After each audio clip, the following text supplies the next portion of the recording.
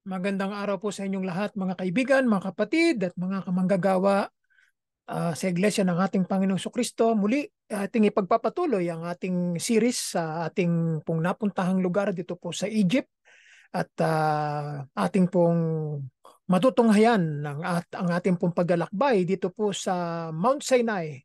Bago po tayo magsimula, tayo po ay manalangin. Ama naming Diyos, muli kami bumabalik at kami magtitipon muli upang aming matingnan at mapag-aralan ang iyong banal na bundok, ang Mount Sinai. Kami po ay yung patnubayan sa aming pakikinig at nawa makatulong sa amin na maunawaan namin ang iyong salita sa pamamagitan ng mga larawan na aming makikita at ganun din sa aming pag-aaral na ito na gagawin, Panginoon. Huwag pagpalain mo po ang bawat isa sa amin at gamitin mo muli ang iyong lingkod upang makatulong sa bawat isa sa amin na maunawaan namin ang iyong salita. Ito ang aming sama-samang dalangin ng pagpapala mo sa bawat isa sa amin ang iyong igagawad, Panginoon. Sa pangalan ni Jesus, ito ang aming sama-samang dalangin. Amen. So mga kapatid, narito na.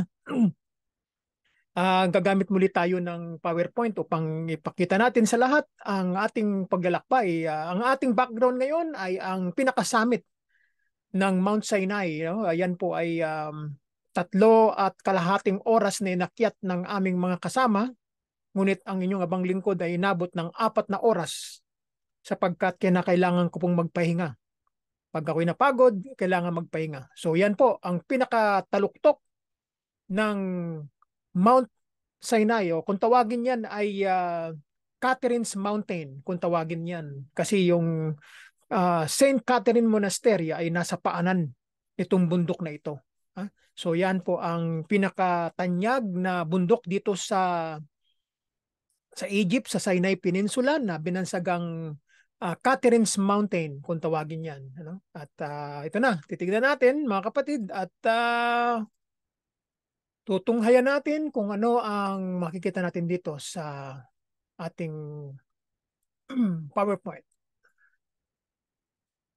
Alright, so ihahanda natin at makikita natin ang ilan sa mga so sa mga bagay na makikita natin ay makakatulong sa atin upang maunawaan natin ang lugar na ito. Kung paano natin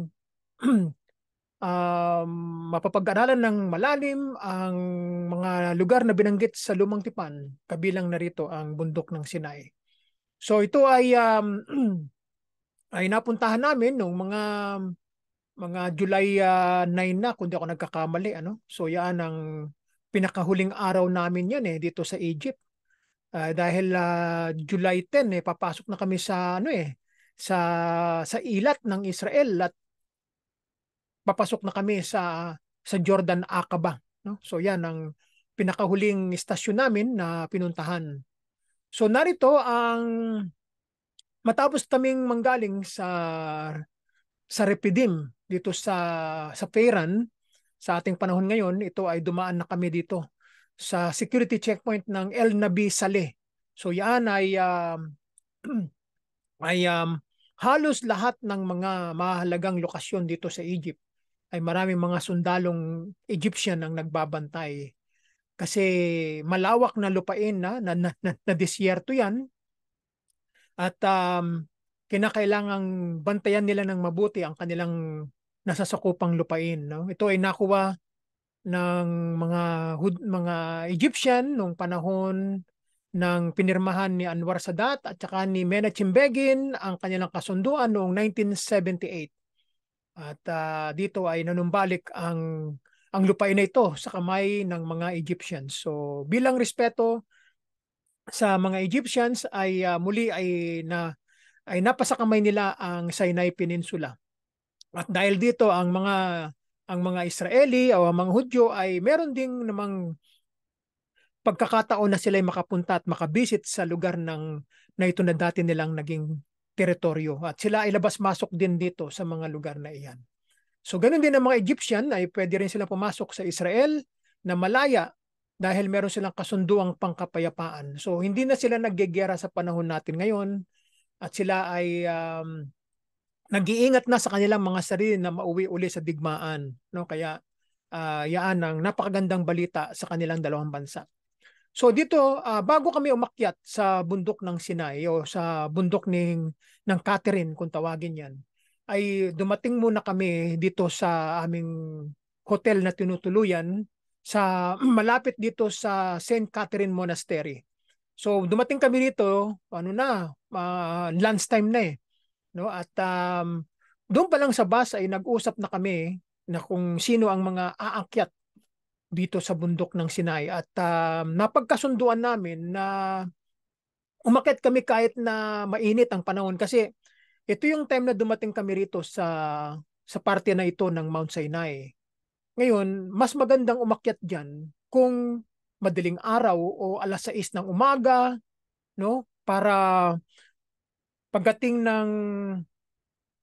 ng alas 10 ay nandoon na kayo sa talakta sa tuktok ng bundok. Kaya makikita na ninyo yung pagsikat ng araw. Maraming mga tao ang gustong umakyat ng mga alas 3 ng madaling araw. Natutulog sila, halimbawa, dito sa hotel na ito at magigising sila ng alas 3 ng madaling araw ng umaga at sasamantalahin nila ang lamig ng umaga upang umakyat dahil masarap sa pakiramdam ang umakyat ng maganda ang panahon, hindi mainit, ano? Kaya nung kami napunta diyan ay napataon na hapon kami na. Kaya wala kaming choice kundi harapin ang init at ang pagod na ano. Ngayon ang naging katwiran namin ay nandito na rin kami, bakit hindi pa kami umakyat kahit na mainit. So sinakripisyo ko ang init at ang tagal ng pag-akyat dahil talagang napakainit talaga. At hindi ko na pinansin ang init at saka yung taas, yung altitude niya.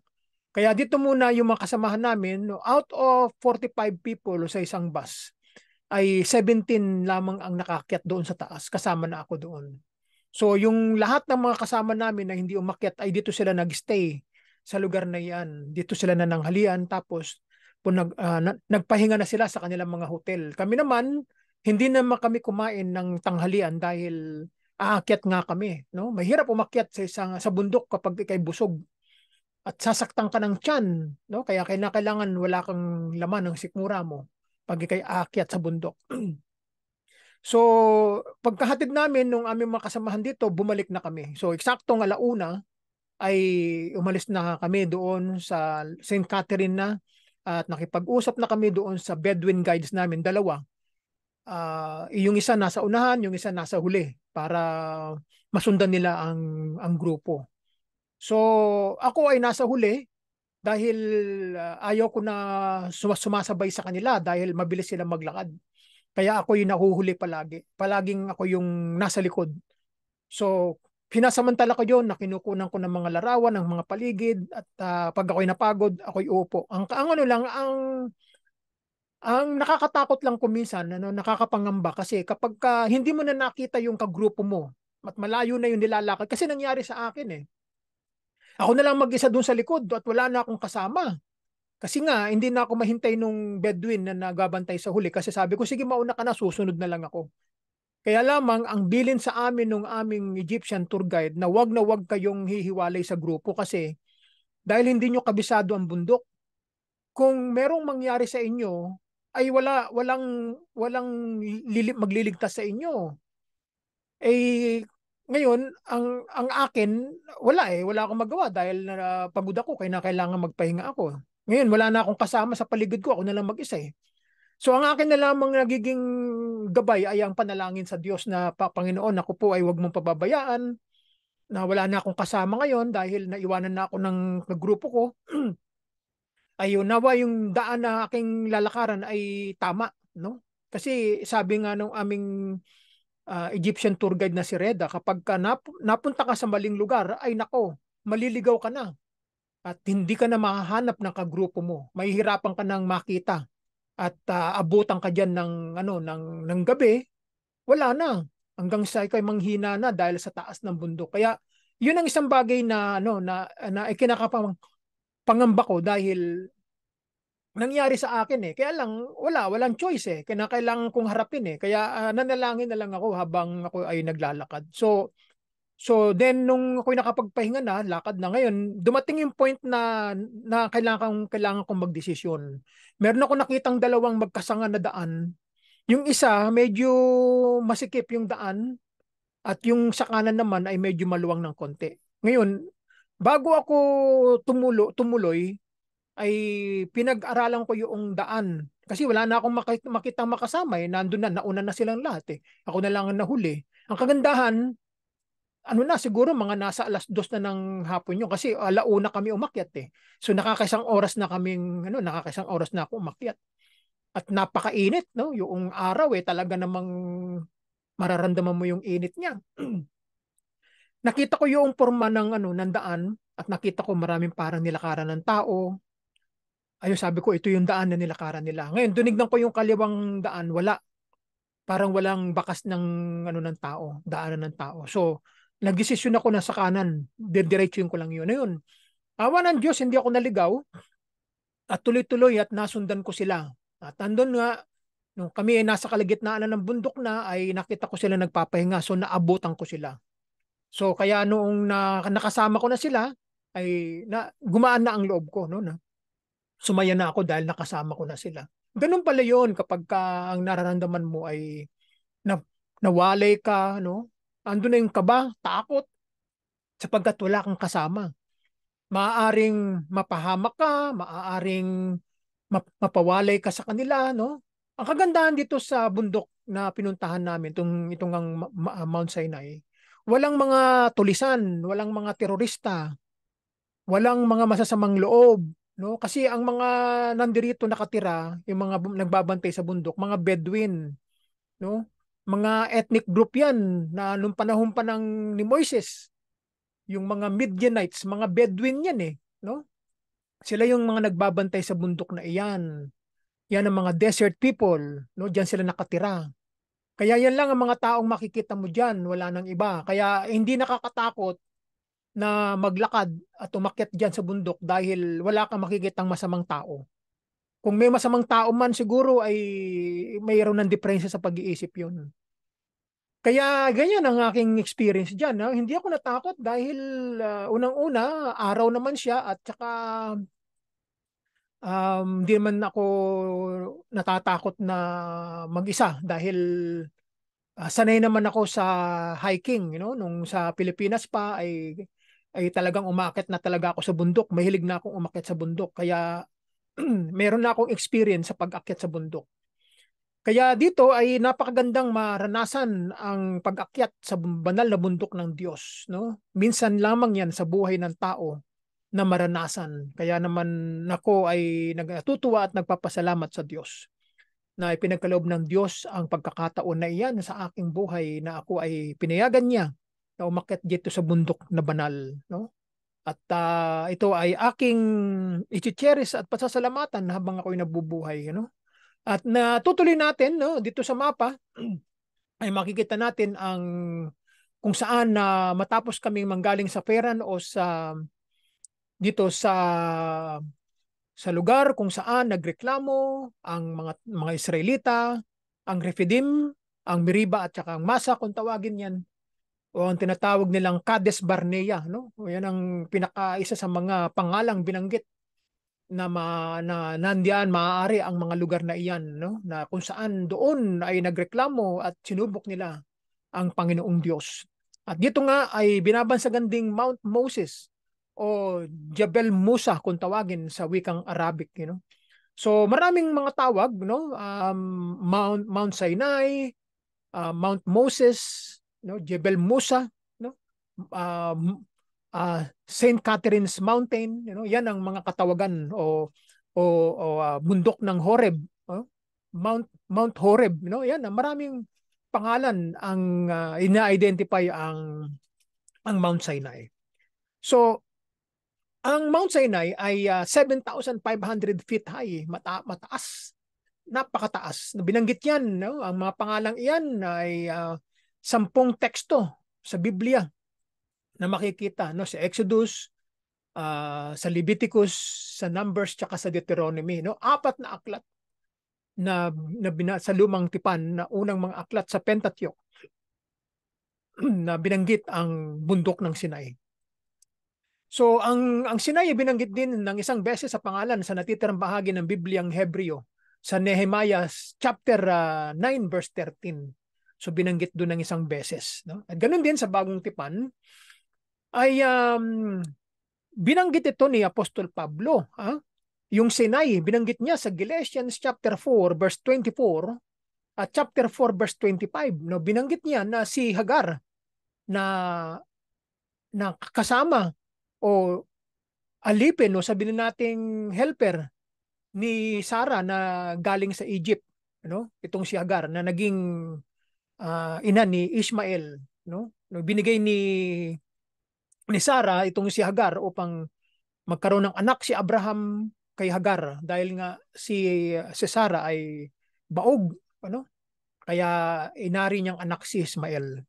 So dahil dito nakita natin na binanggit ni Apostol Pablo na ang Sinai dito nga sa banal na kasulatan ay nangangahulugan ng bundok Sinai sa Arabia, no? So binanggit niya, naku, confusion na naman itong binanggit ni Apostol Pablo, no? So bakit hindi niya binanggit yung salitang bundok Sinai sa Ehipto?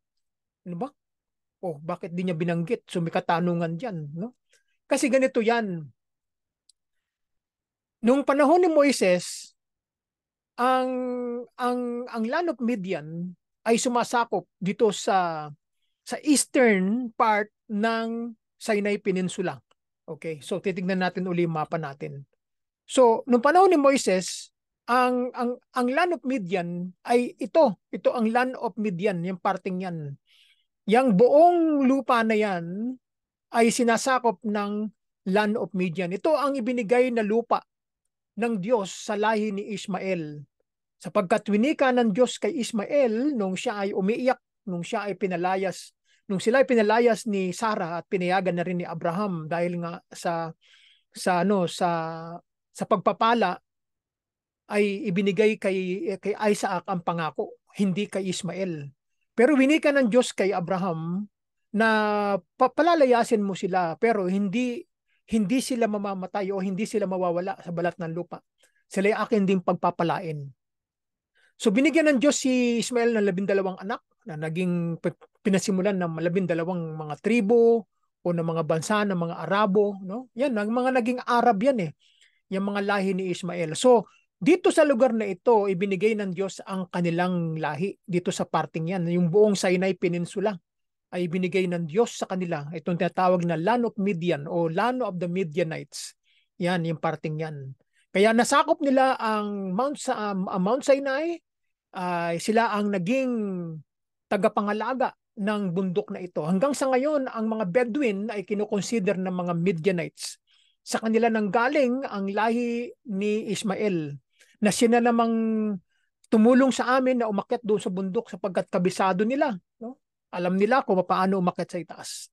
So ito ang ibinigay ng Diyos sa kanila, itong lupain na ito.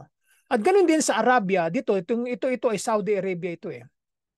Ito ay bahagi din ng tinatawag na Land of Midian. No, ito parting yan, yung east o yung western part, northwest ng Saudi Arabia. Ito ay kinukonsider ding Land of Midian. Napagkat napakalaki niyan. Sabi nga nung aming Egyptian tour guide na si Reda ay ang Land of Midian ay hindi lamang maliit na bahagi o yung tinutukoy nilang sa Arabia. Hindi yan. Sabi niya, hindi naman kami papayag na na ang Land of Midian ay nasa Saudi Arabia. Hindi naman kami papayag bilang mga Egyptian, sabi niya. Sa amin nga sa amin nga ibinigay ng Diyos yung lugar na yan eh. Na ibinigay kay Ismael eh. Sa lugar namin dito sa may Sinai Peninsula, tapos sasabihin nila na sa Arabia ang Mount Sinai. Hindi kami papayag, sabi ng mga Egyptian. Dito sa Sinai Peninsula, ang lokasyon ng Mount Sinai ang sabi nila. No, hindi kami papayag. No, nasa sa amin, wala sa Saudi Arabia ang sabi nila. Kaya yan ang tinatawag na Land of Midian, yung parting yan at saka itong parte ng Saudi Arabia. No, yan ang Land of Midian. Noong binanggit ni Pablo ang bundok Sinai sa Arabia, sa panahon ni Moises, ang tawag diyan ay Land of Midian. sa panahon ni Pablo, hindi na land of Midian ang tawag diyan, no? Yung Midian ay nabago na ang pangalan sa amagitan ng Arabia, sapagkat ang lahi ni Ishmael na naging Midianites nung panahon ni Moises ay naging Arabia na nung panahon ni Apostol Pablo, no? Kasi sila ang mga naging Arab, mga pinanggalingan ng mga Arabo, no? Oh, yan sila, itong mga Midianites, sila ang ancestors ng mga Arabians, no? Kaya dito binanggit ni Apostol Pablo ang salitang bundok sanay sa Arabia ay tumutukoy sa Midian, sa land of Midian, no? Hindi yan tumutukoy sa Saudi Arabia sa panahon natin ngayon. Malaking kamalian yan kapag sinabi natin na ang bundok ng Sinai ay nasa Arabia. Kasi ibig bang sabihin kapag binabanggit ng salitang Arabia, Saudi Arabia na kagad ang tinutukoy? Hindi, no? Ang Arabia ay tumutukoy sa isang lugar, no? Nung unang panahon na ito ay tumutukoy sa land of Midian, no? Na bago na ang pangalan sa panahon ni Pablo. Ang tawag na nila sa lugar na yan ay Arabia na, hindi na Midian. Noong panahon lamang ni Moises, tinawag na Midian yan. At nung dumating na si Apostol Pablo, ay ina-identify na nila yung Arabia na dating Midian, no? Maging si Josephus din ay ganyan din ang ginagamit niya sa kanyang mga aklat, no? Doon sa Jewish Antiquities, at saka sa kanyang War of the Jews na kanyang dalawang aklat. Arabia din ang ginagamit niyang salita na tumutukoy sa land of Midian, no? So hindi na dapat tayo makumpuse diyan. No, wag na nating pilitin sapagkat yan na talaga ang kanilang pagkakilanlan ng mga panahong yan. Kaya nga si Hagar ay nangangahulog ang bundok Sinai sa Arabia, no? At ito namang si Sarah ay kumakatawan sa langit na bayan, no? Yan ang pagkakahalintulad ni Pablo kung bakit niya yan sinabi, di ba? Kasi ang bundok ng Sinai sa Arabia ay physical. Physical yan, no? Yun namang heaven ay spiritual. Kaya tayo ay hindi physical kung hindi spiritual.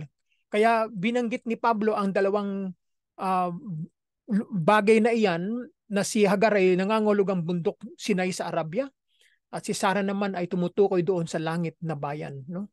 So ayon sa dokumentaryong hypothesis, ang pangalang Sinai ay ginamit lamang sa Torah ng mga Jewish at saka ng mga priestly source, no? Samantalang ang Horeb naman ay ginagamit lamang ng mga Elohist at saka mga Deuteronomist, no? Mga apat na grupo yan eh.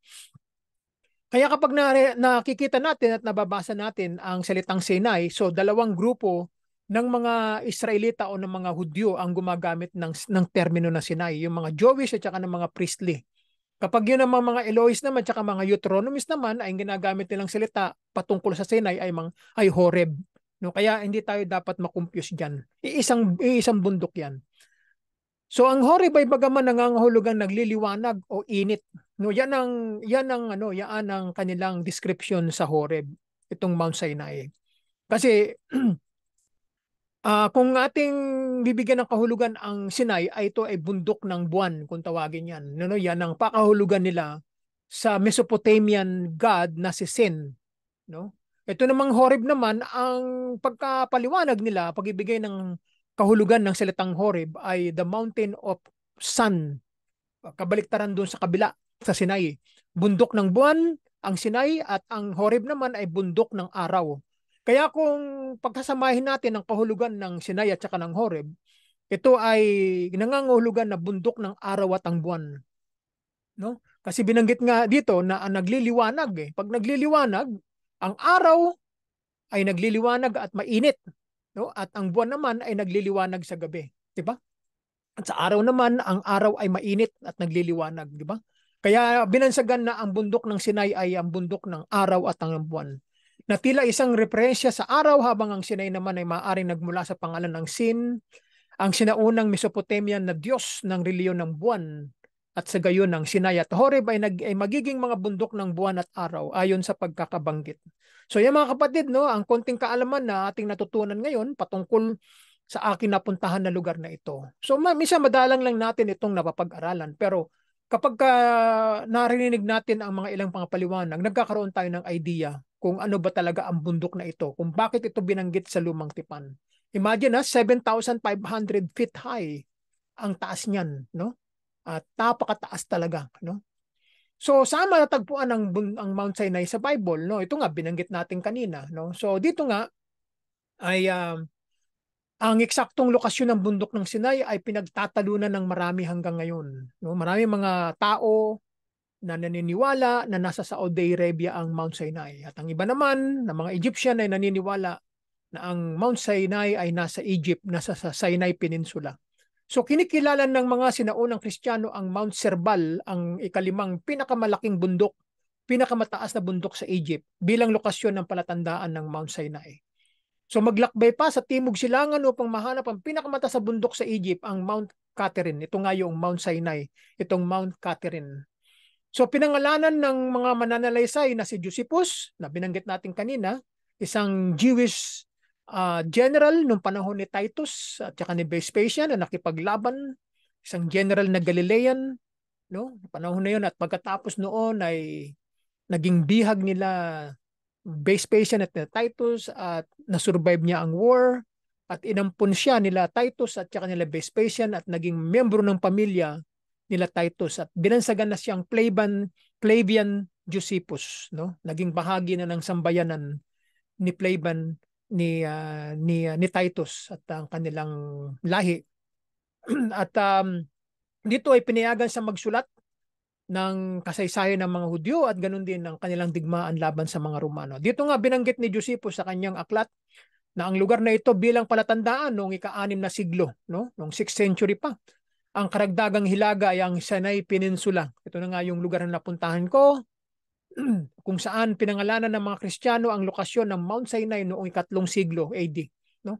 3rd century na nung pinangalanan na itong Mount Sinai. So ang iba ay naniniwala na ang Mount Sinai ay wala sa Egypt, ngunit sa halip ay sa Saudi Arabia dahil naglakbay si Moises sa ganoong paraan sa panahon ng kanyang pagkatapon. So ang isa pang opinion ay naglalagay ng palatandaan na sa Har Karkam sa Israel naman. O ang paniniwalang ito ay pinangahawakan ni Emmanuel Anatim, isang modernong arkeologo na nagsasabing ang sining ng Biblia ay naninirahan sa loob ng 2,700 na talampakang Tagaytay, no? 2,700 feet na taas, no? Sa konklusyon, mayroong maraming mga speculated na lokasyon bilang mga lokasyon ng Mount Sinai. So, malaya naman ang tao no, na magbigay ng opinion nila kung saan, no? Pero ang original na lugar ng Diyos ay hindi mababago, no? Nasa tao na 'yan ng pag-iisip niya kung saan. Ang mahalaga sa akin ay yung kung may sinabi ang Biblia tungkol diyan, yun na sa akin ang pinakamahalaga, no? Kung ito man ay hindi talaga aktual na lokasyon, wala namang ano sa akin yan. Kung yan hindi o yan talaga. Ang mahalaga may binanggit sa Biblia na talagang pinangyarihan ng kasaysayan na iyan. Yan ang pinakamahalaga sa lahat. No? Kung pagtatalunan ng mga tao na hindi yan ang lugar na yan, ito ang lugar, ay wala na tayong magagawa dyan. Hayaan mo na sila. Ay doon sila maligaya. No? Ganyan na lang ang ating masasabi dyan. So ano ang nangyari sa bundok Sinai sa Biblia? So matapos makatakas ang mga Israelita sa Ehipto, no? Dumating sila sa disyerto ng Sinai. Nakipag-usap ang Diyos kay Moises mula sa bundok na ito na nagsasabi sa kanya na darating siya upang makipag-usap sa mga tao sa isang ulap. No? Matapos maganda ang mga Israelita, no? Dumating ang pinakahihintay na araw nila. Tinawag ng Diyos si Moises sa bundok, ngunit sinabi sa kanya na ang mga tao ay hindi pinapayagang umakyat, no? Sa bundok na ito. At ang lugar ay dapat na italaga bilang banal. No?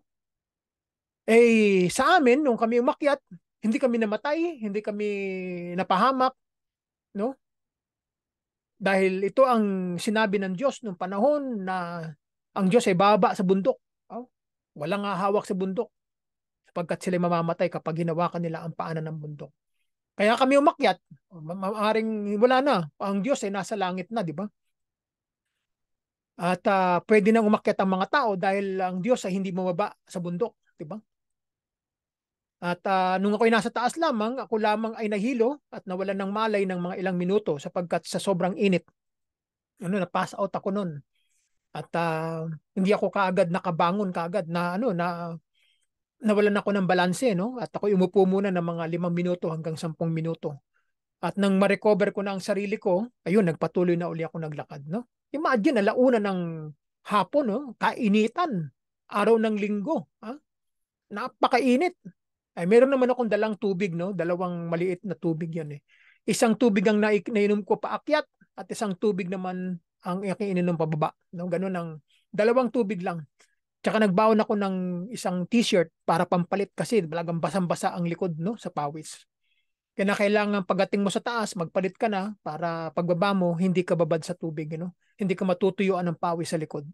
So ganyan ang ang pag-akyat, no? Kung tayo walang background sa ganyan, mahihirapan tayo, no? Matatakot tayo, mag-aalangan tayo, mahihirapan tayo, no? Ang pinakamahirap sa lahat, no, kailangan pag tayo ay aakit sa bundok na ganyan, kailangan isang araw pa lang ikondisyon nyo na ang sarili ninyo. Bakit ko nasabi? Kasi magkakaroon kayo ng mga muscle cramp, no? Pupulikating kayo. Pagkatapos ninyong umakyat, pababa, matutulog na kayo. Hindi kayo patutulugin ng mga muscle cramp na yan, no? Nangyari sa akin yan doon sa hotel. Buong magdamag akong tinamaan ng pulikat kasi hindi ako nakapag-warm up, no, nang naglalakad. Hindi ako nakapag-stretch, no, bago umakyat, no. Talagang galing kami sa bus tapos ayun naglakad ng konti, no. Tapos hindi na kami nagkaroon ng stretching, diretso na naglakad. Imagine, ano, nabigla ang katawan, no. Imagine na hindi ka talaga naglalakad talaga. Ang pinakamatagal kong lakad lamang dito sa Toronto ay nanggaling ako rito sa bahay papunta sa trabaho ko. Inabot ako ng 1 oras at 15 minuto na diretsong walang hinto, no. Ganun ang ginagawa ko kapag gusto kong maglakad papunta sa trabaho, no. So then 1 hour and 15 minutes naman pabalik, no. So ganyan ang sistema, no, kapag nakapaglakad tayo ng 1 oras at kinabukasan ay medyo ready na ang ating katawan, ang ating mga muscle sa pag-akyat, no. Kaya kung kayo ay walang experience sa pag-akyat, sa hiking, ay malaking challenge yan, no. At talagang mahihirapan talaga ang isang tao na umakyat kapag wala kang background sa pag-akyat sa mga hiking na ganito. Kaya ito ay malaking challenge kapag na-encounter ninyo but masasabi ko na kapag kayo ay nakaakyat doon sa itaas, makikita ninyo ang kagandahan na nilikha ng Diyos. Nakita ninyo ang background natin, nung ako umakyat. Sabi ko doon sa kasamahan kong Canadian na kunan mo ako ng larawan at i-express ko ang aking joy na dito sa itaas ako pinayagan umakyat ng Diyos. At doon ay habang tinitignan ko ang paligid ay pinasalamatan ko ang Diyos. Pinuri ko ang kanyang pangalan sapagkat pinayagan niya ako makakyat sa kanyang banal na bundok, no? At hindi naman kami gaano nagtagal diyan, 1 oras at kalahati lamang kaming nanatili diyan sapagkat ang oras ay mabilis, no? Mabilis. Hindi mo alam na nakalipas na pala ang 1 oras, no? Kaya ang maganda diyan pag akyat mo, magpasalamat ka na sa Diyos kaagad, huwag mong kalilimutan, no, manalangin at magbasa ng Biblia, magkaroon ng konting devotion, ng konting quiet time at alalahanin ang salita ng Diyos na naganap sa lugar na ito, no. So pagkatapos ay nagsalita ang Diyos at binigay nga rito ang 10 utos pati na rin ang iba pang mga tagubilin, no. 613 ang utos na ibinigay ng Diyos kay Moises, no. 613 lahat 'yan. Yung 10 utos ang siyang pangunahing utos ng Diyos. Yung 603, yan ay iba't ibang klase ng kautusan na hanggang ngayon ay gustong sundin ng mga Hudyo sa panahon natin ngayon. Yung 10 utos na ito na ibinigay ng Diyos kay Moises para sa mga Israelita, ang 10 utos na ito ay nauwi na lamang sa 2 sa panahon ng ating Panginoong Jesucristo. Yung 4 ay tumutukoy sa pag-ibig natin sa Diyos. At yung 6, ay tumutukoy sa pagmamahal natin sa ating kapwa, no? Yang 10 ay nauwi sa 2, diba? Kaya naman yan ang pinakakwento ng 10 utos ng Diyos dito sa bundok ng Sinai. Ang mga utos na ito ay matatagpuan sa Exodus chapter 20 hanggang chapter 23. Pagkatapos magsalita ng Diyos, bumaba si Moises sa bundok at inulit ang mga utos ng Panginoong Diyos. Nangako ang mga Israelita na gagawin ang sinasabi ng Panginoon. Ang tanong, ginawa ba nila? Diba? Gagawin nila, no? Present tense, gagawin nila. Pero ang tanong, nagampanan ba nila? Hindi. Kaya nga sila pinalayas no? Sa lupang pangako dahil hindi nila ginawa ang iniuutos ng Panginoon sa kanila. No? Yung 10 tribo, ano nangyari? Pinalayas sila. No? Pinasakop sila ng Diyos kay Sennacherib dito sa may imperyo ng Assyrians, no? Winasak ng empire ng Assyria ang 10 tribo sa norte, yung Kingdom of Israel. Sinakop yan. Dito naman sa Judea naman, no, sa Kingdom of Judea o Judah ay si King Nebuchadnezzar naman ang nagwasak ng kingdom na ito sa south. Dahil sa kanilang pagsamba sa Diyos-Diyosan, ano? Hindi sila sumunod sa utos ng Diyos. Kaya naman ang mga Hudyo ngayon ay ganun pa rin, walang pagkakaiba maging nung lumang tipan. Excuse me. Hindi nila kilala ang Panginoong Kristo eh. No? Kaya sa Israel ngayon, pagka sinasabi mo ang tungkol kay Yeshua, no? Hamasiyak kung tawagin, ay nagagalit sila. Ayaw nilang mabanggit at marinig ang pangalan ng ating Panginoong Kristo sa wikang Hebreo. Nagagalit sila. No? Ayaw nila natanggapin si Jesus na ating Panginoon at tagapagligtas sa isang Mesiyas na darating. Ayaw nila. No? Kung yung panahon ni Moises ay tinanggihan nila ang Diyos, hindi nila sinampalatayanan, hindi nila pinaniwalaan, bagamat nakita nila ang kapangyarihan ng Diyos, ay hindi pa rin nila kinilala ang ating Panginoong Kristo.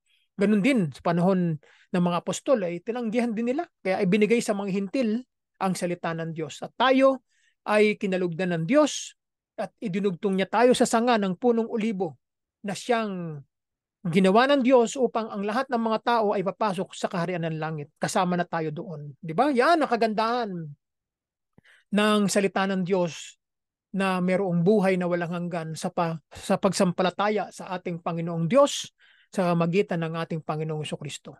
So bakit napakahalaga ng bundok Sinai sa Biblia? Habang si Moses ay kasama ng Diyos, ang mga Israelita ay naging mainipin, no? Sa paanan ng bundok. Imagine, 40 days na nawala si Moises, no? Mahigit 1 buwan. Yung mga tao naging mainipin eh, no? Ayaw nilang maghintay. Gusto nila dating na kagad. Hindi naman pwedeng ganoon. Ang ginawa nila, gumawa sila ng gintong guya at nagsimulang sumamba sa Diyos-Diyosan. Napulyot ang mga utak ng mga Israelita, no? Wala silang pasensya, no? Madali silang magsawa, madali silang magalit, no? Madali silang magbago ng kanilang pag-uugali sa kabila ng tagumpay na binigay ng Diyos sa kanila. Patnubay, pagmamahal ng Diyos ay iyon pa ang iginanti ng mga Israelitang ito sa kabutihan ng Diyos na ginawa sa kanila. Nagalit ang Diyos at nagbanta na magdadala ng kapahamakan, salot sa mga tao. At ngunit nakiusap si Moises na kaawaan sila at nakinig naman ng Diyos sa kahilingan ni Moises. Di ba? Ang ganda. May mga taong katulad ni Moises na namamagitan sa Diyos. Si Moises ay kahalintulad ng ating Panginoong Kristo. Namagitan si Moises sa mga Israelita at sa Diyos. Ang ating Panginoong Kristo naman ay namagitan sa Ama at sa atin. Pareho sila ng gawain. Nakinig ang Diyos kay Moises at hindi pinarusahan ng Diyos ang mga Israelita. Ngunit, hindi pa rin ang Diyos ay nakapagpigil sa katigasan ng ulo ng mga taong ito. No? Later on, pinigil ng Diyos ang kanyang parusa sa kanila. Nung ang Diyos ay napuno na, ay doon talaga sila pinarusahan. Bumaba si Moises sa bundok at nakita ang mga Israelita na sumasamba sa gintong guya. No? Nagalit siya at tinihagis ang 2 tapyas na ginawa ng Diyos doon sa bundok ng Sinai na naging sanhi ng pagkabasag nito. Diba? Imagine, hindi pa nasasabi kung ano ang mga utos doon sa 2 tapyas ng bato, ay nagkasala na ng idolatry ang mga Israelita. No? Hindi pa nasasabi, hindi pa na-deliver ang utos na iyon sa kanila. Ay nagkasala na kagad sila ng pagsamba sa Diyos-Diyosan. So kalaunan sa Exodus chapter 34 ay dinala ni Moises ang 2 pang tapyas sa Panginoon sa bundok ng Sinai. Gumawa na naman uli ang Diyos ng panibagong tapyas ng bato. Muli siyang nanatili doon ng 40 araw at 40 gabi at isinulat ang 10 utos sa mga tapyas ng bato. Bumalik siya sa mga Israelita, dala ang mga utos na ito at nagliliwanag ang muka mula sa pakikipag-usap sa Panginoon. Dito nagsimula ang pagsusuot ng mga Hudyo ng ng talit, ano? Yan, diyan nagsimula yan, no, sa kasaysayan ng mga Hudyo. Yung talukbong kung tawagin yan. Na ang mga Hudyo ay nagtatalukbong ng kanilang mga ulo sapagkat ito ang dahilan kung bakit nila ito ginawa dahil nagliliwanag ang muka ni Moises, no? Na binanggit din ni Pablo sa kanyang mga sulat na ang simula noon ang mga Hudyo, ang mga Israelita ay naglalagay na ng talukbong sa kanilang mga ulo sapagkat yan ay sumisimbolo na ang Diyos ay sumasa kanila sa amagitan ng talukbong, nagliliwanag ang muka sa pakikipag-usap sa Panginoon. Kapag sila ay nakikipag-usap sa Panginoon, nananalangin ay nagsusuot sila ng talit o ng tinatawag nilang talukbong. Yan ang kanilang ginagawa maging sa panahon natin ngayon, di ba? O yung tinatawag nilang prayer shawl kung tawagin. Kapag sila ay nananalangin sa Diyos. Ganun din yung kapa, no? Yung bilog ng mga Hudyo. Yun ay simbolo ng talukbong. Kapag hindi sila nagtatalukbong ng parang ng kanilang balabal, ay kanilang nilalagay naman yung bilog na maliit doon sa bumbunan nila na nagre-represent ng talukbong o ng prayer shawl. So, bakit napakahalaga ng bundok Sinai sa Biblia? No, ang Mount Sinai ay maaaring pagtalunan bilang isa sa mga pinaka-iconic na palatandaan ng Biblia. No, iniugnay ng maraming mga tao ang lugar na ito kay Moises at sa 10 utos, ngunit ang iba pang mga kwento sa Biblia ay nakalagay din doon. No? Maraming mga kwento sa Lumang Tipan na naganap, no, dito sa Mount Sinai. Dito unang binanggit si Moises na dinala ng Diyos ang mga Israelita at ganun din dito rin dinala ng Diyos si Propeta Isaias. No? Binanggit naman yung bundok ng Horeb, no? Na tumutukoy sa bundok ng Sinai. Dito ay nagtago si Propeta Isaias dahil gusto siyang patayin ni King Jezebel at ni King Ahab sa Israel. No? Kaya dito siya nagtago. Ito ay nilalakaran ng mga Israelita kung itutumbas natin sa panahon natin ngayon. Ito ay kung kayo magagaling sa Jerusalem at pupunta kayo dito sa Mount Sinai ng lakad lang, lakad, ay umaabot yan ng almost 3 weeks na lakad, no?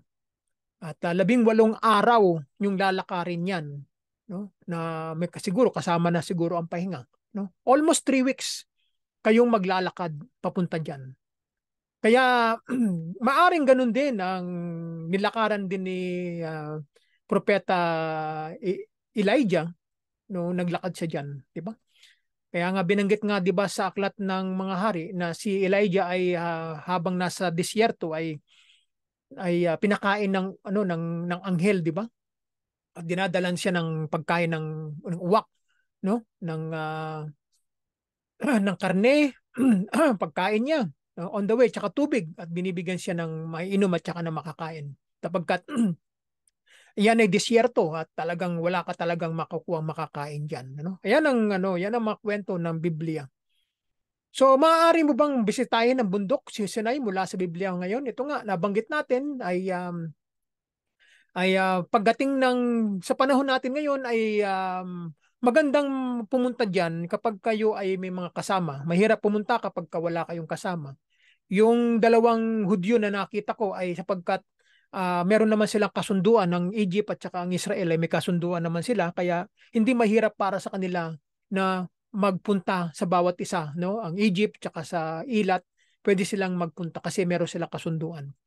Pero sa atin, mga tulad nating mga turista ay kinakailangan meron tayong kasama sapagkat hindi natin kabisado ang lugar na ito, no? Kaya kinakailangan may kasama tayo. Huwag tayong lalakad ng mag-isa sapagkat kung ano mangyari sa atin, walang magtatanggol sa atin, no? Walang tutulong sa atin. Kaya kung kung halimbawa ang atin lamang talagang reason ay para lang talaga natin makita ang lugar na ito at ma-experience natin ang lugar, no? Yun ang pinakamahalaga sa lahat, no? Maranasan natin, mahingan natin yung lugar na ito, yung hininga, no? Yung hangin na yan nung tayo ay nasa taas ng bundok na iyan, no? Maramdaman natin yung hampas ng hangin sa ating katawan, no? Yan ang pinakamahalagang karanasan na mararanasan natin kapag tayo nagpunta sa mga lugar na iyan. Hanggang ngayon ay pinagtatalunan talaga ng mga tao yan ang eksaktong lugar ng bundok ng Sinai. Ang isa sa mga lokasyon ay malapit sa St. Catherine Monastery. Ito nga, itong sa Sinai Peninsula. Habang ang monasteryo na ito ay hindi isang organisadong lugar ng turista.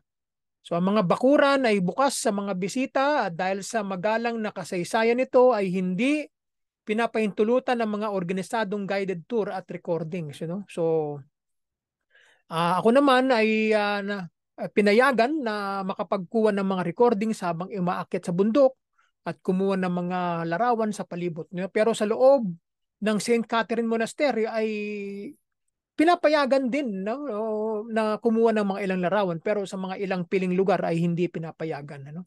So mula sa monasteryo ay maaaring pumili ang mga bisita ng dalawang magkaibang ruta patungo sa Holy Summit ng Sinai na umaabot ng 2,285 meters. No? So kaya nga, dalawang ruta yan eh. No? Dalawang lugar kung saan pupunta. Pamimiliin sila kung gusto nilang umakyat ng alas 3 na madaling araw o alas 6 ng umaga or alauna ng hapon para makabalik na ng paanan ng bundok ng alas 10 o alas 10:30 ng gabi. So dalawa lamang. Kaya kadalasan ang mga tao ay pumipili ng umaga kasi nga magandang umakyat ng bundok kapag umaga. Kami naman may kakaunti lamang yung mga taong umakyat kasi nga hapon mainit, no, kaya kakaunti. Kaya sarili namin yung daan, wala kaming madalang lang yung nasalubong namin, siguro isang batch lang ng grupo na nasalubong namin, no? Hindi katulad pag umaga ay talagang busy ang daanan kasi nga maraming umaakyat at bumaba, no? Pag umaga, yan. Pero pag hapon na, madalang kasi nga napakainit. So imagine na 2,285 meters ang taas niyan. So yan ang pinakapaanan ng bundok ng Sinai. Ito nga, itong St. Catherine Monastery. Ito yung lumang larawan ito eh. Pero ito, mamaya kukunan ko yung pinaka nakunan kong larawan. Yan. Ito ako nang kumuha nito, no? Ito yung batang Bedouin na sumunod sa amin, no? Itong batang naka-blue na ito. Yan. So ito yung pinaka gilid ng St. Catherine Monastery na kasi naglakad kami doon sa parking lot ng lugar, yung pinaka entrance ng St. Catherine's Monastery. Naglakad na lang kami siguro ng mga around 10 to 15 minutes papunta sa pinaka actual location. So ito na yung mismong St. Catherine Monastery's wall, no? At nung kami dumating diyan ay ito nga ipinakilala na sa amin yung excuse me. Ipinakilala sa amin ni Walid itong aming Bedouin guide, no? Itong dalawa. Ito ang nauuna na guide sa unahan ng grupo at ito naman ang nasa hulihan. Ito ang palagi kong nakakasama, itong guide na ito. Sapagkat pagka nagapahinga kami, siya ang kasama namin. Ano? Sabi ni Walid sa amin, binigyan kami ng instruction na huwag kaming ihiwalay sa dalawang ito. Kung hindi, mapapahamak kayo at baka anong mangyari sa inyo at wala kayong kasama. No? So yan ang bilin sa amin. So ngayon, ito na, nakaredy na ang grupo, aakyat na sa taas. At dito nga, ipapakita ko na sa inyo kung paano kami naakyat sa taas. No? At awa ng Diyos, pinayagan tayong makakuha ng larawan. So nakita niyo ang position ko, palagi akong nasa huli. No? Ganyan ang agwat ko sa kanila eh. Kaya kapag ka nagpahinga ako, wala na, maiwanan na ako. Kaya minsan hindi ko na sila nakikita eh. Kaya tuloy lang. No? So yan, no? Habang ang grupo ay umakyat na, ayan na. No? At ang bundok ng Sinai ay wala dito. Ang bundok niyan ay nasa kalagitnaan pa. Kasi dadaanan pa namin ng marami pang mga bundok pa eh. Hindi lang isang bundok ang dadaanan namin. Maraming bundok kaming dadaanan. Hanggang sa mapuntahan namin ang aktual na bundok doon sa pinakagitna pa ng mga bundok na ito. No? So yan. So dito kami umakyat niyo sa bundok na iyan. At kami pupunta sa kabilang ibayo ng bundok. So itong mga camel na ito ay inarkila yan ng ilan sa mga kagrupo namin. At sila ay nagbayad ng 25 to 30 US dollars hanggang doon sa makarating sa pinakahangganan ng mga camel na hindi na sila pwedeng umakyat pa pagkatapos ng hangganan na yun. Malaking tulong din no? sa mga turistang sumakay diyan, no? Pero ako hindi, gusto ko talaga maranasan yung paglakad talaga, no? Kaya yung mga sumakay diyan, yung mga may edad na, yung mga may konting kapansanan na nahihirapan maglakad. So, na-take advantage nila yung camel, ano?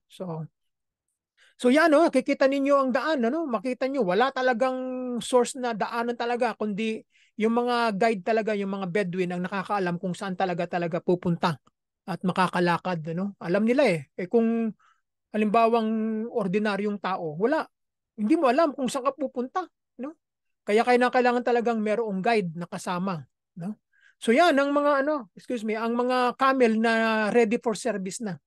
So pagka ganyan nakadapa ay ready for service 'yan. So ngayon mga kasamahan namin ay nakaposisyon na, no? At ako na kasi nasa huli ako kaya pinukunan ko ng larawan eh. Yan ang mga Bedouin na na naghihintay ng service. Sila yung mga nag-guide sa camel, ano? Yan, mga yan.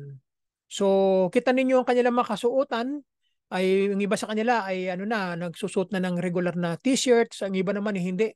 Ito ang kanilang Bedouin attire, ano? At yung kanilang sa ulo ay para sila mga Arabo, no? Ganyan. Ganyan ang mga Bedouin eh. Ganyan ang kanilang ano. Yung iba na may mga ano na, mga sombrero na, ano? At ganyan ang kanilang mga kasuotan. Ito yung smiling Bedouin na kinunan ko. Kita mo yung mukha nila, iba ang mukha nila eh. Hindi mo masasabing mga Arabo, no? Iba eh. Talagang kakaiba yung kanilang mga mukha. Smiling siya eh, no? Yan, ito pa, 'di ba? Nakangiti eh, 'di ba? So, ganyan, friendly sila eh. Hindi naman sila, may mga mahiyain talaga, pero majority sa kanila mga friendly kasi kailangan sila maging friendly kasi kabuhayan yan eh. Kailangan silang kumita. Di ba? Kailangan friendly sila. Kaya mababait naman sila. No, mababait sila kasi kailangan talaga nilang kumita para sa kabuhayan nila. No? So, kita nyo mga mukha nila. Iba ang mukha nila eh. Ayan, kita mo. Ito naman, di ba? Ang ganda ng kanilang suot eh. Mainit yan eh, yung kanilang suot na yan. Pero sanay na sila sa weather, no? Nakapantalon, tapos na mahaba ang damit, no? Kasi ito maari pumoprotekta sa init eh. Maaring itong um, damit na ito o tela ay pang mainit na panahon, kaya hindi sila pinapawisan ng husto. Maaring yan polyester yan eh. Kasi ang polyester ay sumasabay sa panahon. Hindi ka mainitan. No? So ito naman yung mahiyain na Bedouin na ayaw pakita yung mukha niya. Nung kinunan ko siya, bigla niyang nilagay yung kanyang muka. Yung kanyang kamay sa kanyang muka kaya hindi nakita yung kanyang muka. Sabi ko, okay lang, salamat at napaunlakan tayo. No? So ito naman mga ilan, andun, nagpapahinga sila sa tabi ng mga no? ng mga matataas na mga bato na ito. Excuse me. No, nang kumakaway at wini-welcome tayo sa kanilang lugar, ano? Yan. So yan pa, no? At sumusunod sila sa amin eh. Bagamat hindi sila nakasakay pero kapag napagod na yung mga kasamahan namin sa grupo, yun, sasakay na sila, no? Kaya nakaantabay sila sa amin sa likod. Kaya pag gustong sumakay yan, sasakay sila, 'di ba? Para hanggang doon sa taas, no? Kahit wala silang customer, mamaya-maya meron nang gustong sasakay sa kanila, no? So yan, no? Kita niyo yung daan, no? Talagang parang isang caravan eh na sunod-sunod eh. Walang sementong daanan, talagang lupa. Tsaka talaga makikita ninyo na talagang yan ang talagang pangunahing daanan na nilinis niya pero lupa siya na tinanggalan ng mga bato para malakaran ng tao. So yan, meron ng itong babae na ito na nakaitim, taga Belize yan eh. Sa Central America yan. No? Yan ang palagi kong nakakasamang nahuhuli. Mag-asawa yan eh. No? Yan ang dalawa kami, diba, tatlo kami na nahuli. Na huling umakyat no, na nakarating sa taas. No, ako yung pangalawa, sila ang pinakahuling nakaakyat sa taas. No? Kasi parang nahihirapan itong babae na maglakad. No? Medyo mas matanda pa ata ako sa babaeng ito eh. Pero mahina yung kanyang ilang siguro. So sabi niya sasakay siya para hindi siya mahirapan. So ito nga, at na habang naglalakad kami, ito nasa likod sila at sila ang pasahero ng kanilang camel eh. Wala silang customer eh. Kaya nag-aantabay sila eh. No? So, yan, nakita mo ang buhay nila ng mga Bedouin. Diyan lang sila kumukuha ng source of income sa mga turista. Imagine 25 to 30 US dollars ang bayad sa kanila. At kung sasakay na naman sila pabalik, ay another 25 to 30 dollars US naman ang bayad uli. No? So, okay din yun. Parang kabuhayan din ng mga Bedouin din yan. Ano? So yan, kinunan ko ang larawan na ito. No? Kita nyo yung bato, ang buhangin. No? Yaang aking sapatos na yan ay hindi yan mabigat. No? Mayan ay parang tela na sapatos. No? Kaya hindi ako nahirapang maglakad. Yan ay talagang pang ano talaga yan. Pang jogging, pang lakad, ano? Pang harabas. At talagang hindi ako nahirapan sa aking paglalakad. Ano? So, habang kami umaakyat, ito na. Ito itong babaeng ito na nasa picture ay taga ano to, taga US to. Ay may diferensya siya sa ano sa kanyang paa. Kaya ito rin ay ikatlo doon sa kasamahan kong nahuhuli, no? Siya usually ang kumukuha ng photos kapag nandun na kami sa pinakamataas kasi sa kanya ako sumasabay.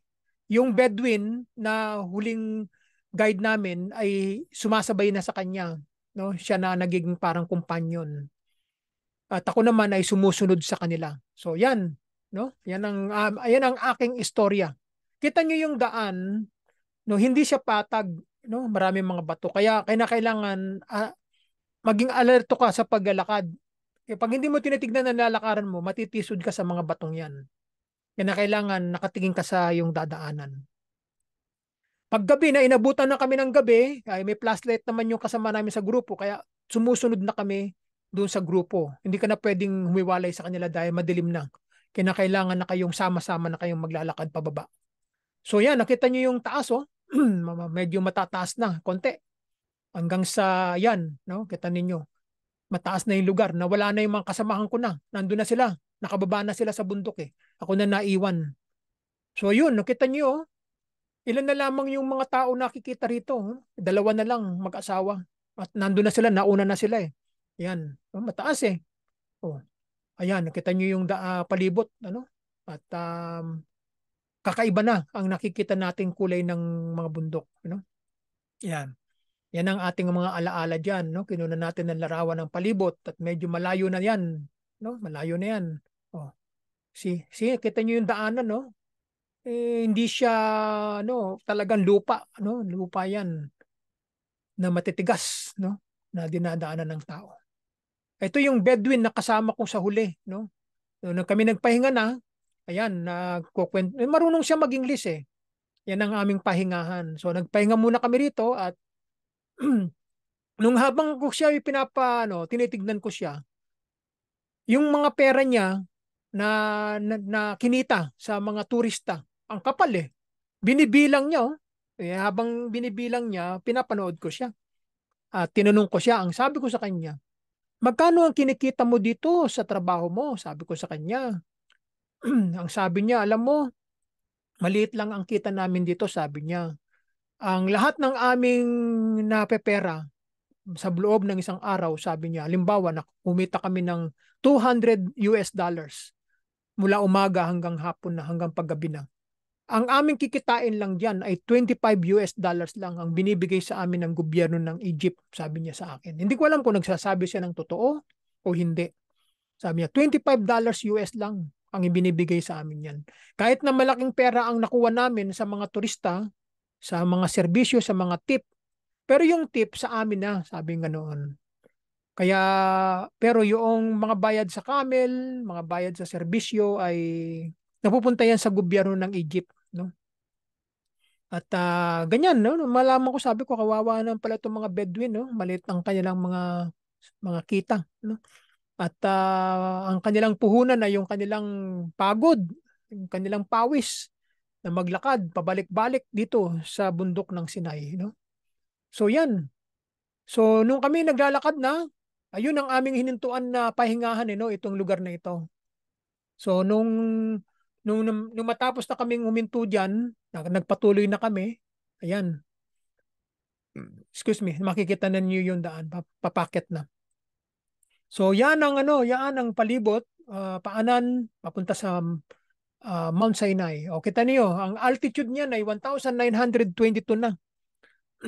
Yan ang taas niya, no? 4.84 kilometers na ang nilalakad namin mula sa aming pinanggalingan na trail. Mataas na yan eh.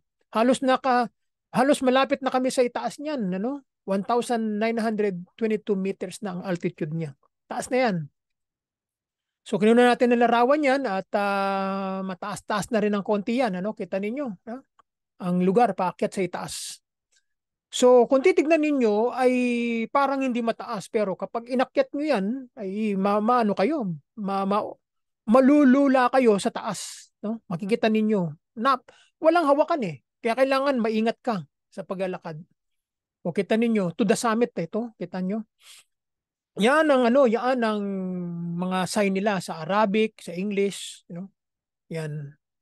So, nilalagyan nila ng signs para yung makita ng mga turista na yung tamang daan papunta sa taas, no? Kasi baka maligaw sila. So yan, makikita ninyo, dadaan na kami sa gilid ng bundok. Yan, dadaanan yan. Hanggang dito kami makalagpas doon sa kabilang ibayo ng bundok. Di ba? So, yan, nung kami nandito na sa pahingahan, yung aming kagrupo na ay lumarga na, nagpatuloy na sila. At dito, kung kayo ay nauuhaw, gusto nyong bumili ng maiinom o konting makakain, ay tumatanggap sila ng Egyptian pounds. At ganun din, bawat isang botelya ng tubig ay $1 naman. Tumatanggap din sila ng US dollars din, no? Kaya nung ako ay nawalan ng malay ng mga ilang mga minuto, maaring mababa ang sugar ko niyan eh. Kasi diabetic din ako eh, no? So, bumili ako ng orange, Fanta, yung Fanta na drink. So, yan ang aking ininom at lumakas ako ng konti, At kailangan pala yung matamis para makatulong din sa katawan mo para hindi ka mawala ng malay o bumaba ang sugar mo kasi pinapawisan ka, napapagod ka eh. Kaya kailangan meron kang konting pagkain along the way, So yan ang pahingahan at magkatapos niya nagpatuloy na kami, no? Ito yung mga Bedouin na naabutan ko doon sa taas, no? At sila yung mga umaalalay sa mga turista, no? Kita niyo ang mga mukha nila, iba ang mga mukha nila eh. Hindi katulad ng mga regular na mga Egyptian eh, iba, no? So kita niyo. Friendly sila eh, no? Okay sila. Pag sinabihan mo na kukunan mo sila ng larawan, ay okay sila, no? Hindi sila mahihiya na magpakuha ng larawan sa iyo, no? Ito yung kagrupo namin at ilan sa mga inaabutan ko at ito yung pinaka-guide sa unahan eh na nagpapaliwanag kung ano ang kanyang sinasabi sa mga grupo, no? Wala kaming whisper eh, yung narinig yon wala eh. Kaya yung kung sinasabi niya hindi ko na narinig kasi nauuna na sila eh, no? Ako na may nahuhuli. So maraming siyang sinasabi na patungkol sa bundok na ito at ako naman ay nag-self-research ako kaya okay lang sa akin kung ano man ang masabi niya na hindi ko narinig ay nakakapag-research naman ako ng sarili ko.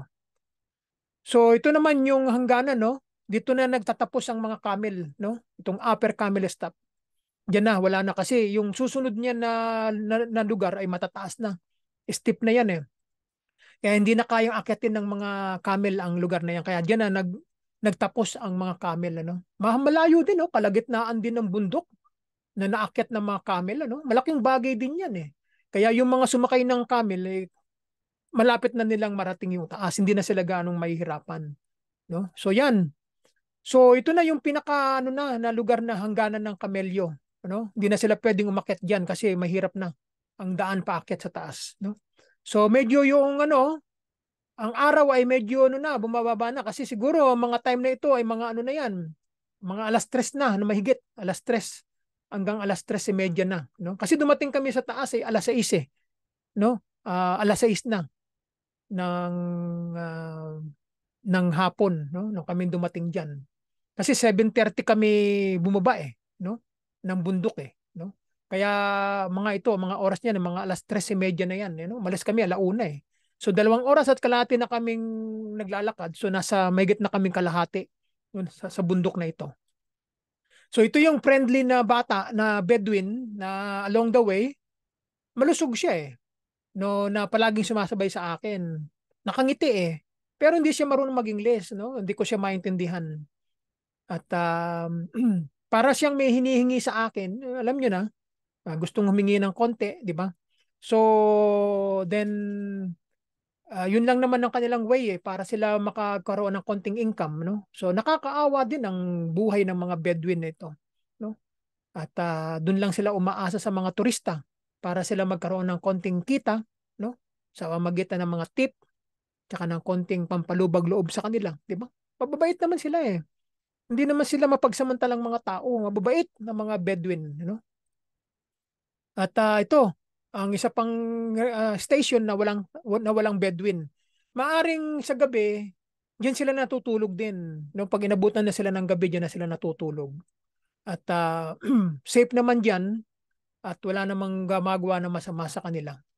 So ito na, nandun na kami papunta na kami sa panibago na namang area ng bundok, no? Yan. So nung kami nakalagpas doon sa bundok na yan, ito na, no? Yung mga grupo namin, naabutan ko pa So nandun na, no? Babagtasin namin yan, daan na yan, baakyat doon sa taas. Dito na kami dadaan sa lugar na iyan. So yung mga iba, kita nyo, taas walang hawakan, talagang mano-mano yan, no? Kaya dahan-dahan. Kapag kayo nagkamali, ma-out of balance ka, dire-diretso ka sa ilalim, mahuhulog ka, no? Kaya dahan-dahan ang pag-akyat, huwag kang magmamadali, huwag kang tatakbo, no? Basta dahan-dahan lang, take your time, one step at a time, diba? O, kita ninyo. So yan ang tawag nga nila daw hakbang ng mga penitensya ang tawag diyan. No, penitence, no, hakbang. Kaya talagang parang ang pag-akyat sa bundok ng Sinai ay talaga namang parang penitensya, no? May kahirapan. Talagang akit ka ng may konting kahirapan. Papawisan ka, sasakit ang mga tuhod mo, no? Mga kalamnan mo, no? May konting kahirapan ang pag-akyat diyan. O ito pa yung Bedouin na na nasa daan kita mo sila umaantabay sila kapag mayroong mga nahihimatay ay sila umaalalay at sila nakatingin sila sa amin kaya naman maaawa ka talagang hindi mo talaga bibigyan kung na tip sila kasi wala hindi naman sila humihingi itong mga adults basta nakatingin lang sila kung bibigyan mo tatanggapin nila ganyan ang kanilang buhay so ayan. So, kita niyo yung mga forma nila, sila, nakapagpahinga sila, no? Pag may pagkakataon na pagod, pahinga muna, di ba? Ganyan ang sistema. Hindi naman diretsong akyat yan, hindi. Kailangan magpahinga pagka napagod, di ba? So yan, makita niyo yung sign, may mapanganib, na lope, slope yan kung tawagin.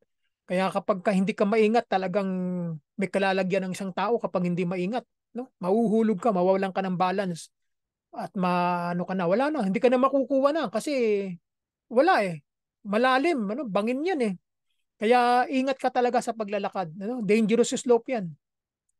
So kita ninyo yung daan at talagang kinakailangan kapag umaakit ka sa mga ganitong mga lugar, kinakailangan kang seryoso ka, excuse me, wag kang wag kang luluko-luko dahil baka may mangyari sa iyo, di ba? Kailangan seryoso ka. Huwag kang maingat ka sa iyong sarili. Kita niyo yung lugar, napakalayo na kami doon sa lugar. Kita niyo, matataas na yan, mataas na bundok na yan. Ibang klase ng pangitain yan na nakikita. So yan, yan, napakataas na yan. At ang araw ay unti-unti nang bumababa na. At medyo maganda na ang init yan. Hindi nagaano yung kami umakyat nung una. Mga 1 oras at mahigit ng kalahati ng oras na lumipas ay medyo yung init niya, medyo bumababa na yung temperature. Kasi pag tumataas pala, kapag mainit, kapag tumataas na sa lugar, yung hangin na ay medyo nababalanse na yung temperature. Gumaganda na yung temperature pag nasa taas. See? So yan ang mga bundok na makikita natin kapag tayo malapit na dun sa itaas. No? So yung kanilang mag-asawa ay iniwanan ko. Ayan. Ito sila mag-asawa. Yan yung mag-asawa na yan eh. Taga-Bilis yan eh. Ngayon, ito na sila. Ayun na sila. Malayo na eh. Iniwanan ko na sila. Sila yung mga nahuhuli eh. No? So, ito na yung lugar kung saan malapit na kaming umakyat sa taas. Malapit na kaming makarating. No? Maaring yung makasamahan ko nasa taas na eh. Ako na lang tsaka yung mag-asawang yun ang naiwan. No? So, ayun na.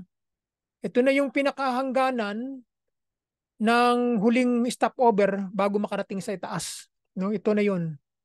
Ito yung pinaka dyan ng tibagan ng bato eh. No, diyan sila nagtitibag ng mga batong souvenir eh. Diyan sa bahay na yan. So nung kami makarating diyan, ito na yung nakita namin ano, ang ganda na ng no, paligid no, mataas na lugar. Yan ang nakita namin sa itaas. Itong yan ang kasamahan ko pa, tatlo kami na nanguhuli, yan no. Palagi siyang sinasamahan ng Bedouin. Yan. Yan, meron siyang problema ata eh sa paglalakad din eh, kaya nahuhuli siya.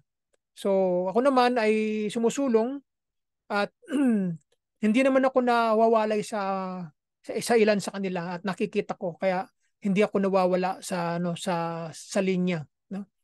So ito na yung pinakahuli na station, na stop bago makarating sa itaas, no? Yan ang diyan nagtitibag ng bato eh ng mga souvenirs na ibebenta ng mga Bedouin doon sa taas.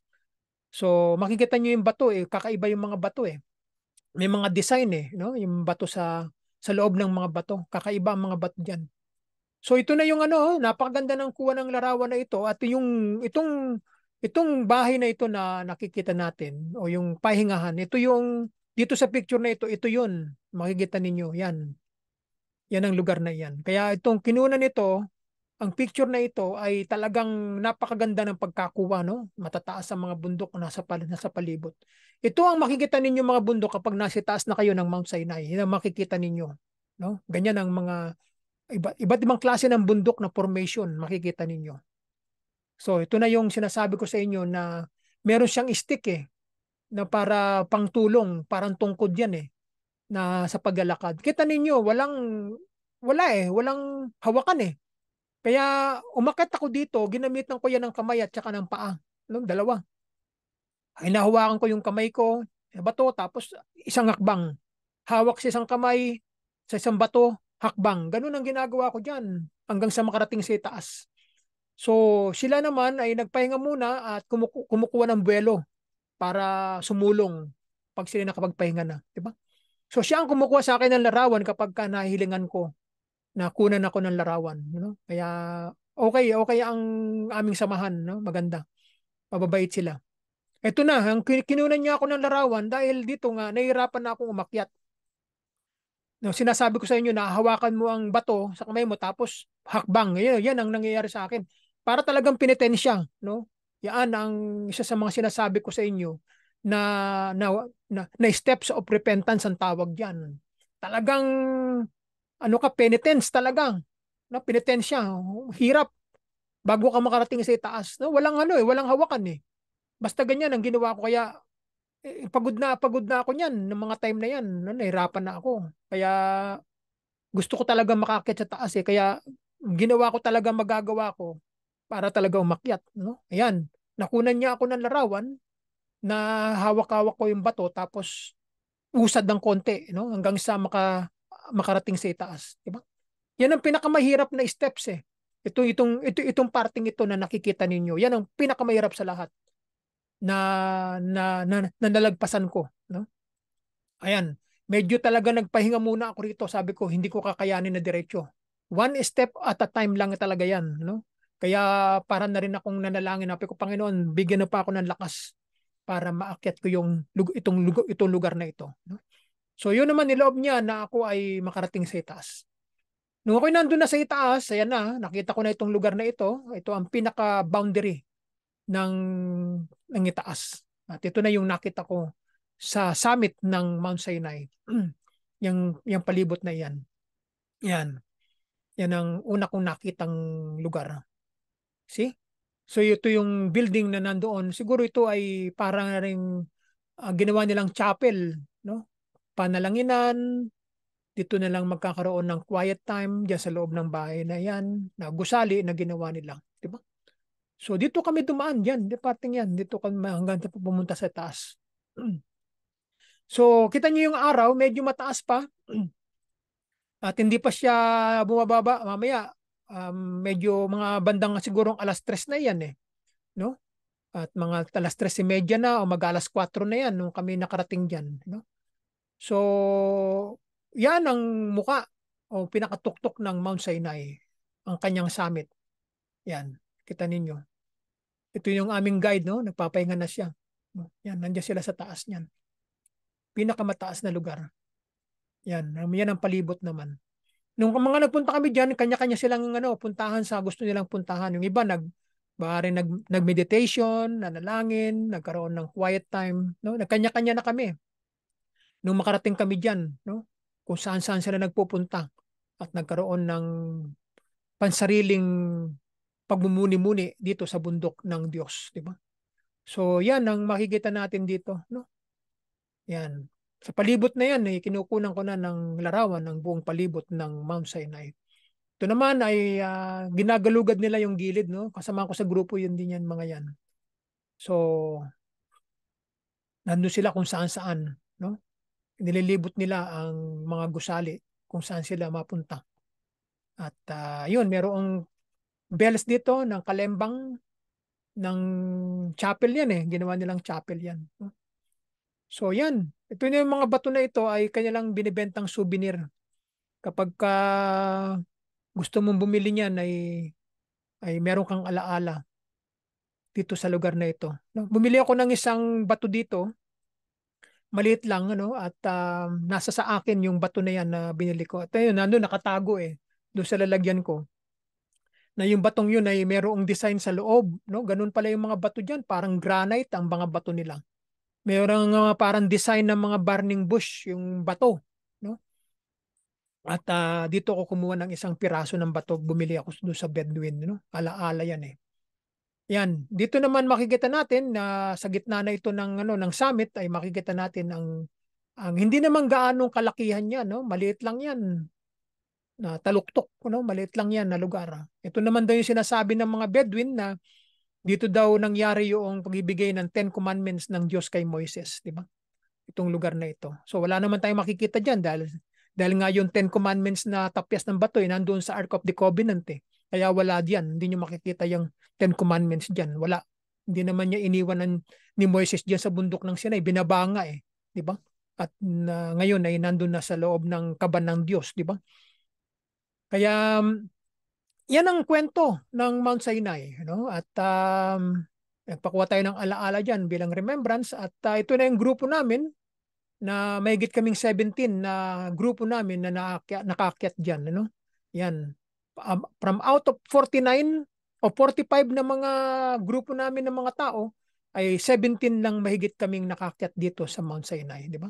So yan, ang ilan sa mga aming mga kagrupo na galing sa Australia, sa Belize, sa US, at saka sa Canada, no? So yan, ilan lang kami diyan, no? Pag pinagsama yan dalawang yan, ayan, yan ang pinaka-akto. Kasi hindi mo pwedeng kunan ng isang larawan yun eh, lahat eh, mapuputol talaga eh. Kaya kailangan dalawang bahagi mo siya kukunan para makuha mo lahat yung mga tao na nasa loob. So yan, ang aming grupo na nakakyat dito sa taas. So makita niyo yung mga mukha nila, talagang mga pagod, talagang pinapawisan talaga, no? So yan, 2,285 meters ang altitude niyan.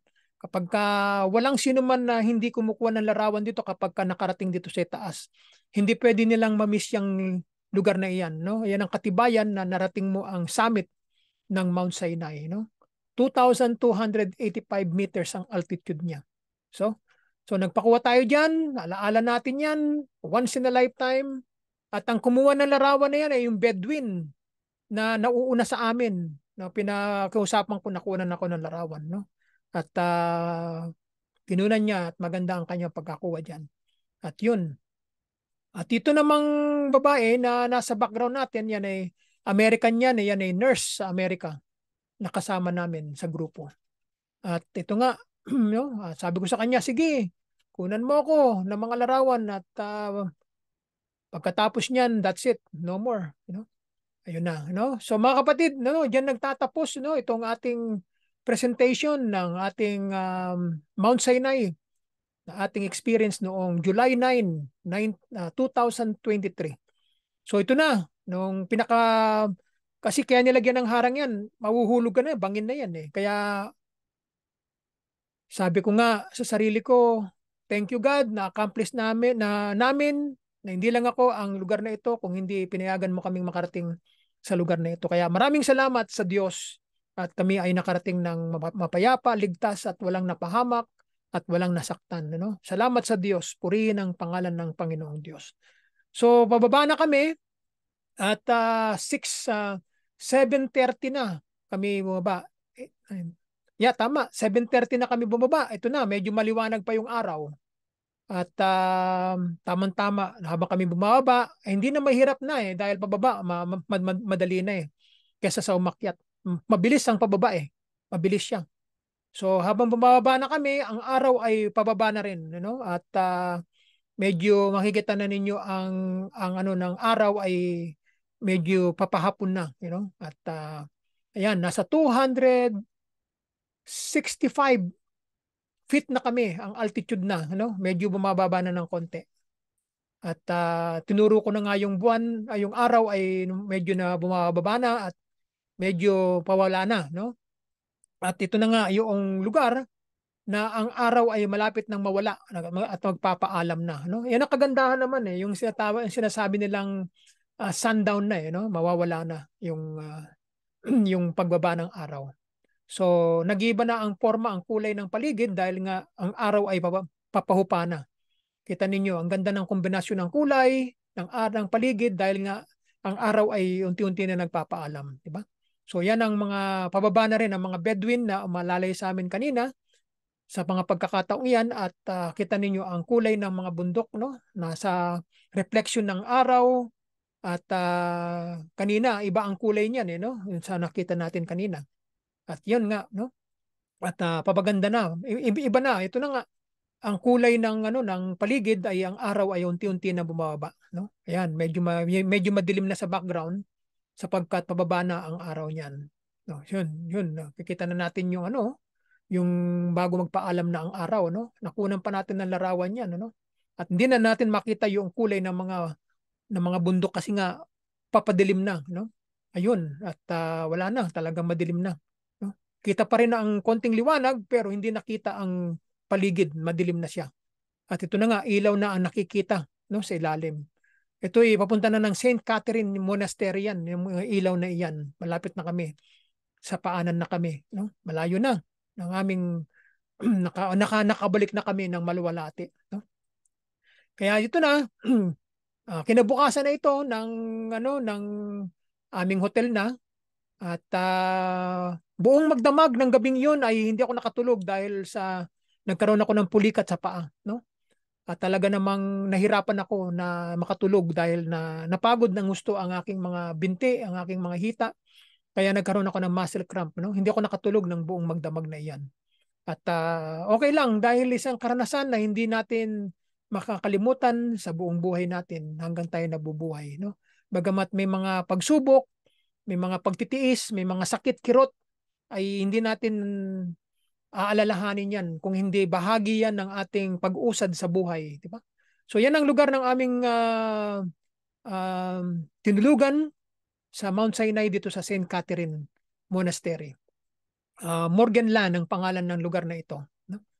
At ito yung hotel na tinuluyan ko dito sa Sinai. Hindi naman siya first class, kung hindi tama lang siya. Tamang-tama lang siya na matulugan, At 3 bed yan ang isang bed lang ang ginamit ko diyan wala. Talagang ganon. Ngayon itong paksa na ito ay panibago na ito. So itutuloy na natin ito sa susunod na mga araw at tayo ay magpapasalamat sa Diyos at tayo ay pinagkalooban ng panibagong araw upang bahagi natin ang kanyang salita sa magitan ng pagbabahagi natin ng lugar na ito ng Mount Sinai. So mga kapatid, dumating na ang takdang oras at ako'y magpapaalam na. Maraming salamat sa inyong pagsunod at pagsubaybay sa ating channel na ito, no? At sa mga susunod na araw ay pagpapatuloy natin ang ilan sa mga mahalagang mga bagay patungkol sa pag-unawa sa mga banal na lupa na ito na hanggang ngayon ay pinagkaloob ng Diyos sa atin upang ating makita. No? So mga kapatid, paalam at maraming salamat sa inyong lahat at pagpalain kayo ng Panginoon saan man kayo naroroon ng mga bansa. Mula sa pagpapala ng Panginoon ang sumainyo ngayon at magpakailanpaman, siya nawa, and we'll see you again mga kapatid. Bye for now.